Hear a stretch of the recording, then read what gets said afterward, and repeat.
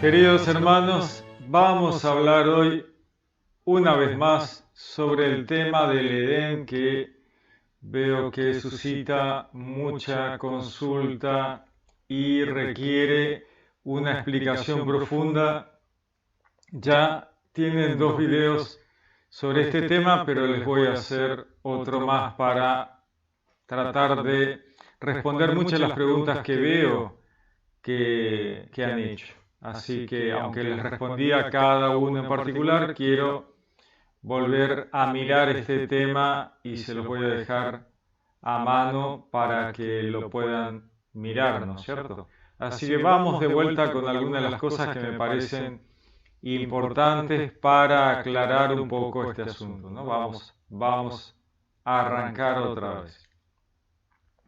Por un lado, tenemos la historia de la salvación. La historia de la salvación es fundamental para poder comprender el contexto del Edén. El Edén no es algo descolgado que aparece así porque a Dios se le ocurrió, ¿no? Esto tiene un contexto y el contexto es la historia de la salvación. Entonces, este gráfico que ya lo tiene en otro video, se los voy a aclarar un poquito por si algo queda ahí dando vueltas.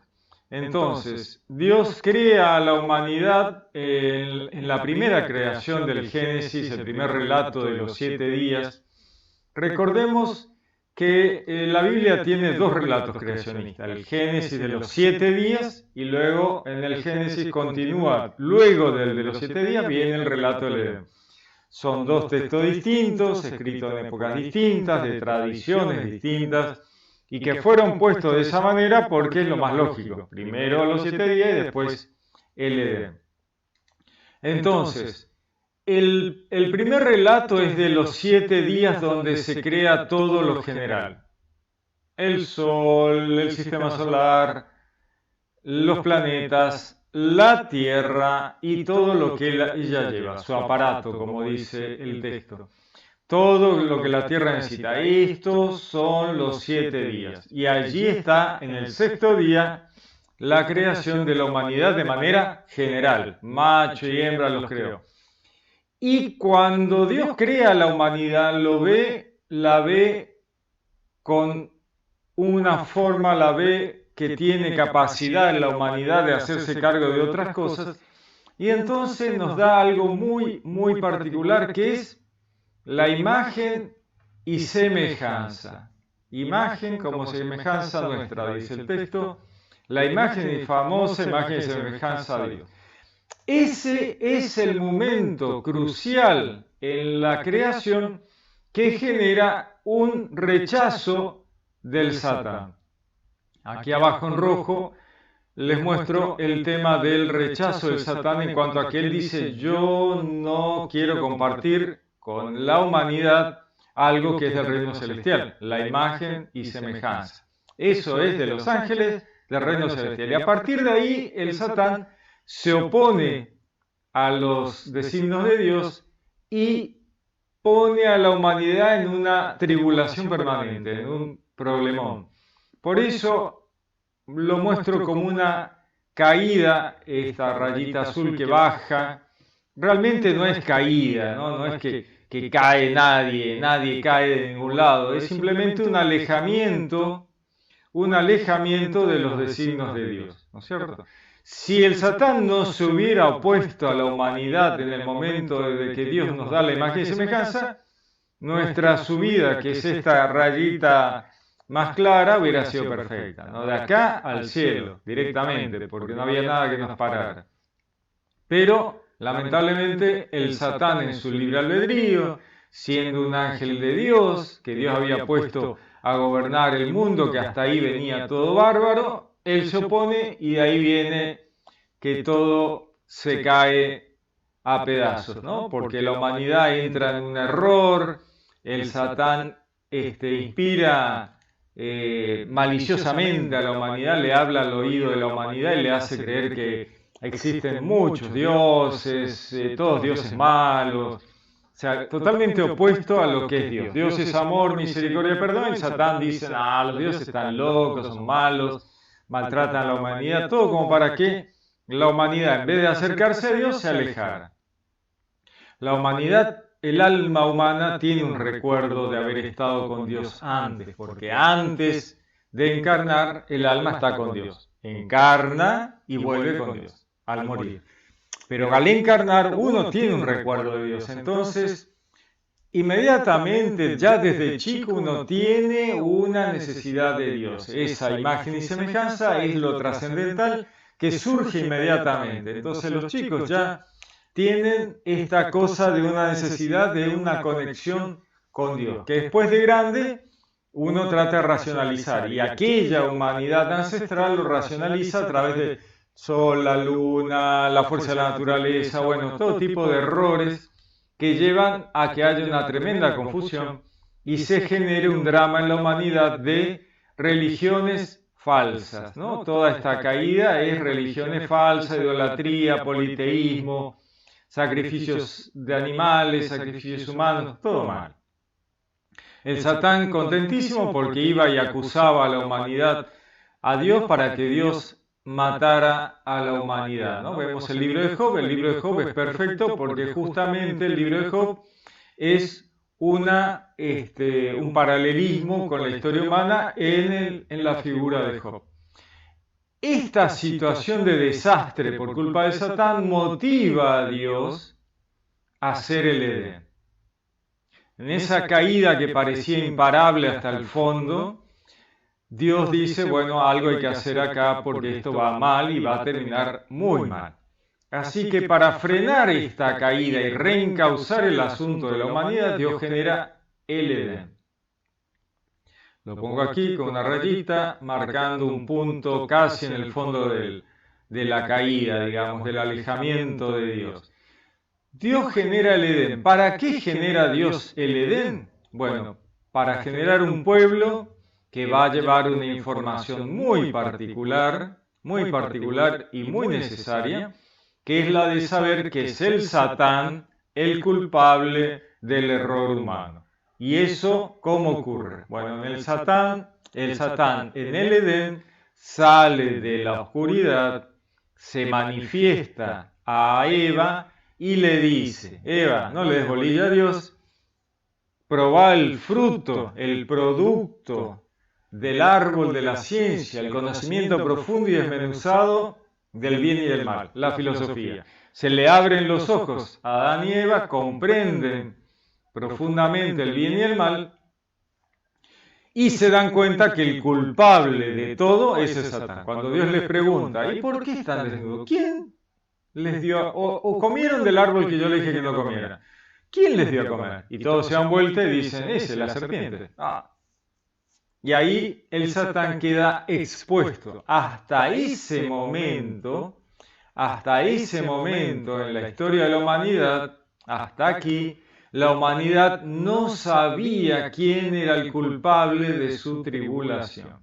Hasta ese momento del Edén, la humanidad no sabía quién era el culpable. A partir de ahí, el pueblo hebreo va a llevar al resto de la humanidad ese conocimiento tan importante, que es saber que la culpa de nuestro error es del engaño del Satán. Por eso el Satán es el padre de la mentira, el engañador, el acusador, porque él lo que quiere es hacernos tropezar, luego correr donde Dios y acusarnos para que Dios termine con nosotros y mate nuestras almas en la muerte segunda. Entonces, al hacer el Edén Dios, lo que hace es, por un lado, obliga al Satán a salir de la oscuridad, manifestarse y quedar expuesto. Y a partir de ahí, Dios le da a la humanidad la capacidad de ponerle un límite. Le dice a Eva, ¿no? Enemistad pondré entre tu simiente y su simiente. La descendencia de la mujer le va a poder pisar la cabeza a la serpiente poniéndole un límite al Satán, diciéndole hasta acá, basta, no lo hagas más. Y la serpiente le advierte a la humanidad, los va a acechar a traición en el calcañar para morderlos y hacerlos perder. Así que estén atentos, písenle la cabeza. Entonces, cuando la humanidad ya adquiere, Adán y Eva adquieren ese conocimiento crucial, Dios los saca del Edén. Le dice, bueno, afuera. ¿Por qué los saca del Edén? Bueno, que si no los saca del Edén, ellos no van a llevar esa información al resto de la humanidad que está afuera del Edén. El 99,999% de la humanidad está viviendo así a cientos de miles de años afuera del Edén, porque esa humanidad había sido creada en el sexto día del relato de los 7 días. Para la ciencia, en la evolución de las especies, ¿no? Donde el Homo sapiens, ¿no? Había pasado del paleolítico al neolítico, y ahí más o menos en el neolítico tenemos al Edén haciendo un paralelismo con la ciencia. Entonces, tenemos un cambio muy importante. En Edén, para situarnos históricamente,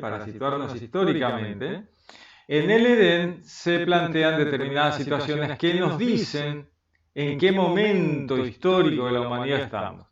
Y eso se da en el relato del texto, que habla del país de Asur, del país de Cus, del país de Javilá, de la minería de oro, de piedras preciosas. Fíjense que son todos materiales que no son imprescindibles para la vida, son pura ostentación. Y esto refiere a otra cosa en la Biblia, porque en la Biblia las cosas son como un rompecabezas que hay que unir. Entonces acá en el Edén nos habla del comercio, del oro, de los países que están afuera del Edén. En la Biblia no hay nada inútil, no hay nada de puramente decorativo, ¿no? Y el agiógrafo, el escritor sagrado, se toma bastantes versículos para hablar sobre este tema. Que el oro de aquel país es fino, que las piedras de este otro, que el río pasaba por acá, que el río se llamaba así, el Pillón, el Gijón. Y entonces uno debe prestar atención a eso. Y ahí tenemos, por ejemplo, en Ezequiel, en el libro de Ezequiel, que nos habla de por qué Dios elige particularmente ese lugar y no otro. ¿Por qué el Edén ahí cerquita de la Mesopotamia? Bueno, Ezequiel, en el capítulo 28, nos habla del Satán. Dice, le está hablando al príncipe de Tiro, pero en la figura del príncipe de Tiro, el profeta, Dios le habla al profeta para mostrarnos al Satán. Dice, así dice el Señor Yahvé: oh, tu corazón se ha engreído y has dicho, soy un Dios y estoy sentado en un trono divino en el corazón de los mares. Le está hablando al príncipe de Tiro, pero en realidad esto es un paralelismo con el Satán. El Satán dice, soy un Dios, estoy sentado en el trono divino. Ah, tremendo. En el corazón de los mares, de la mundanidad, de las pasiones, de las riquezas. Y entonces Dios le dice, tú que eres un hombre y no un Dios, equiparas tu corazón al corazón de Dios. Oh, si eres más sabio que Daniel, ningún sabio es semejante a ti. Con tu sabiduría y tu inteligencia te has hecho una fortuna. Has amontonado oro y plata en tus tesoros. Por tu gran sabiduría y tu comercio, has multiplicado tu fortuna. Fíjense qué interesante, ¿no? Sabiduría y comercio. Justamente lo que nos habla el relato del Edén, el comercio entre esos países por el oro, las piedras preciosas. Dice, has multiplicado tu fortuna y su fortuna, y por su fortuna se ha engreído tu corazón. Por eso así dice el Señor Yahvé, porque has equiparado tu corazón al corazón de Dios, por eso he aquí que yo traigo contra ti extranjeros, los más bárbaros entre las naciones. Bueno, acá le dice lo que le va a pasar. Dice, vas a poder decir aún soy un Dios ante tus verdugos, pero serás un hombre, que no un Dios, entre las manos de los que te traspasen. Bueno, esto le va a pasar al príncipe de Tiro, pero también va a ocurrir con el pisarle la cabeza a la serpiente, ¿no?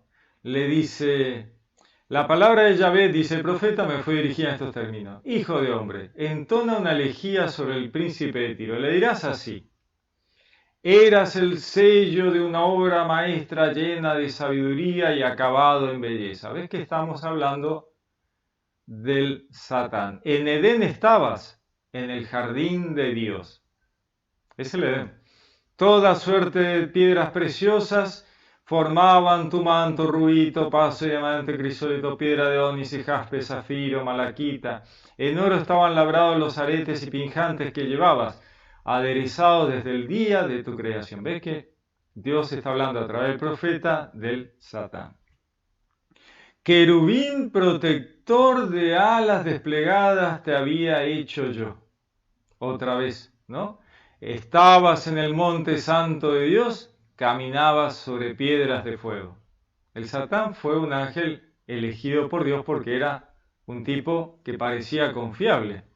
Fuiste perfecto en su conducta desde el día de tu creación hasta el día en que se halló en ti iniquidad. Ven que de repente en su libre albedrío el Satán se aleja de Dios.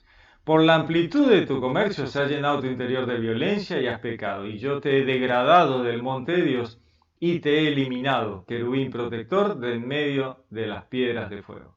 Tu corazón se ha apagado de tu belleza, has corrompido tu sabiduría por causa de tu esplendor, yo te he precipitado en tierra, te he expuesto como espectáculo a los reyes.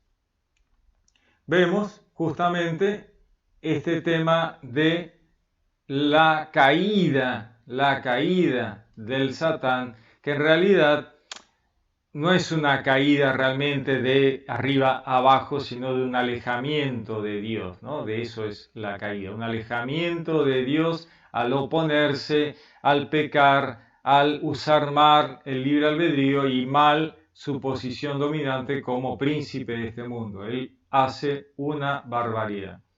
Para eso es el Edén.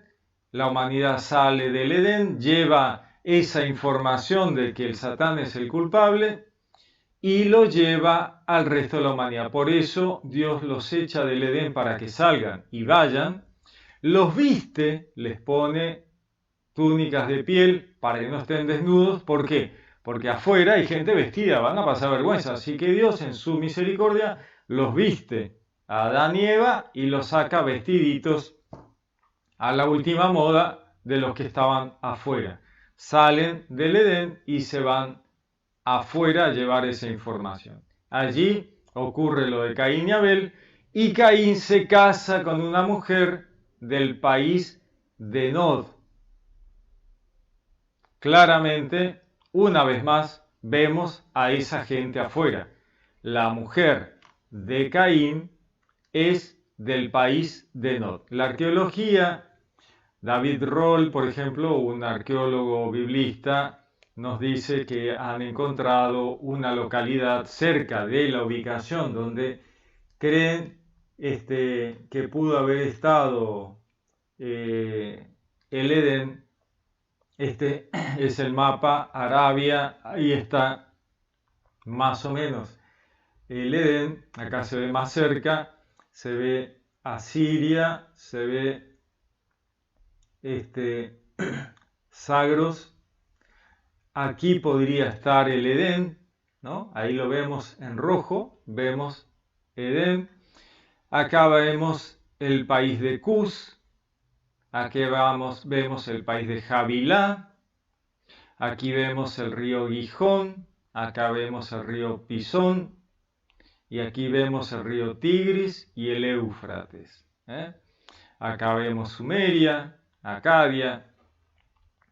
Esto tiene un momento histórico. Esto tiene un momento histórico en el Paleolítico, ya cerquita del momento en que la humanidad ya empieza a fabricar herramientas metálicas. Pero aún todavía en el Edén estamos en un momento en el Neolítico, en el cual las herramientas de piedra ya son, estas son herramientas del Neolítico y estas son herramientas más rústicas del Paleolítico. Esta es piedra antigua y esta es piedra nueva, Neolítico. En esta época la humanidad ya empieza a ser sedentaria, ya tienen rebaños de ovejas, labran la tierra. Fíjense que Caín y Abel, uno era labrador y el otro era pastor de ovejas. Esas son actividades modernas del neolítico, ¿no? Ellos no eran recolectores que vivían en cavernas, eran ya del neolítico, ya cercana a la época de los metales. Esta es una casita de Turquía que está como se piensa que eran las casas del neolítico. Ya es una casa bárbara, organizada, con hornitos, o sea, fantástica, ¿no? Escalera para ir a la terraza, espectacular. El tema es que esto ya es del neolítico, ya estamos muy avanzados en la historia de la humanidad, estamos muy avanzados en la historia de la humanidad. Este es un cacharro de aquella época, como vemos, muy avanzados en la historia humana. Entonces el Edén tiene un momento histórico determinado que nos da justamente el geógrafo y nos dice, más que por los países que vivían afuera y que se nos está dando actividades de Caín y Abel. Y eso es clave. Es más, el mismo Adán debe labrar la tierra en Edén para cuidar del jardín, lo cual nos pone en una situación de sedentarismo, de neolítico, más allá de la ubicación del lugar del Edén por los habitantes que estaban alrededor, ¿no? Asur, Jabilá, Cus, lo cual nos dice de una existencia de otros pueblos, de otra gente ahí afuera que va a ser la esposa de Caín. Y como veíamos antes, eso tiene un sentido en la historia de la salvación. Sin una humanidad anterior no tiene sentido el Edén. El Edén tiene un sentido de intervención divina porque hay una humanidad previa, creada antes, a la cual se le da la imagen y semejanza. Y a partir de ahí, el Edén sale, lleva esa información a esa otra humanidad, y a partir de ahí la humanidad frena su caída de locura, haciendo un tope, un piso, en el drama de los Nefilim, en la mezcla de los ángeles, las legiones del Satán con las mujeres humanas, que Dios se ve obligado a enviar el diluvio para ahogar a aquellos mezclas, ¿no?, de los ángeles y las mujeres, que habían pervertido y distorsionado y arruinado todo a ese pueblo hebreo que tenía que llevar esa información. Así que de ahí casi no queda nadie. Dios mata a todos para terminar con ese desastre de corrupción. Solo queda Noé y su familia. A partir de ahí el pueblo hebreo, no la humanidad. La humanidad corre por otro lado. Noé y su familia empiezan a subir de vuelta la escalerita de evolución espiritual que lo va a llevar a Jesús y al reino de los cielos. En esa subida tenemos las alianzas. La alianza con Noé, la alianza con Abraham, la alianza con Moisés y la alianza última y definitiva que nos deja Jesús, ¿no? Jesús, que es Dios, puede modificar las alianzas anteriores que habían sido dadas por Dios en el Antiguo Testamento. Solo Dios puede modificar alianzas anteriores. El que firmó los contratos anteriores modifica el contrato nuevo. Jesús es Dios y por lo tanto es capaz de alterar todas las alianzas anteriores, perfeccionarla y llevarla a su máxima expresión. A partir de ahí, la humanidad ya tiene abierto el camino para ir al reino de los cielos, a la vida eterna, a la tierra prometida, prefigurada en el Antiguo Testamento. Bueno, espero que este resumen muy rápido les permita juntar todas las piezas para poder comprender esta desviación del camino humano que nos lleva al final, de todas maneras, gracias a la intervención de Dios, a la vida eterna. Muy bien, siempre es interesante. El Edén es un tema clave para poder entender la historia de la salvación y es necesaria para poner todas las piezas en su lugar. La Biblia es un montón de piezas que hay que organizar y se organizan sobre la historia de la salvación. Ese es el lugar donde se ponen las piezas. Muy bien, espero que les haya servido. Les deseo un lindo día, que Dios los bendiga. Los saludo con gran afecto. Les habló Pablo Castro.